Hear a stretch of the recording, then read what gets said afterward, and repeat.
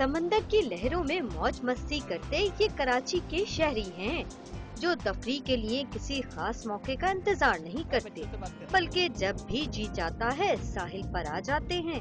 कोई आइसक्रीम के मजे लेता है, कोई ऊँट की सवारी से लुत्फ अंदोज होता है और कोई किनारे पर बैठकर ही मौजों की अटखेलियों को एंजॉय करता है। तफरीह के बहाने बन ही जाते हैं।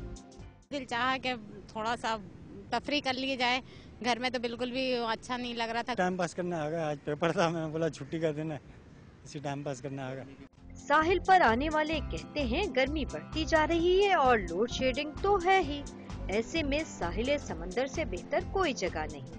हमारे घरों पे लाइट नहीं होती, काम की अब्बू की छुट्टी कराकर, इसलिए नहाने आए आज। बहुत एंजॉय किया, बहुत मजा आया। बहुत गर्मी लग रही थी, नहाने आई हूँ। गर्मी बहुत थी, इस वजह से हम नहाने आए। यहाँ का बहुत प्यारा मौसम हो रहा है और ना यहाँ पे बहुत प्यारी हवा चल रही है। तफरीह के लिए आने वाले अक्सर लोगों का कहना है कि लोड शेडिंग और गर्मी तो बहाने हैं, असल मकसद तो समंदर में नहाना है।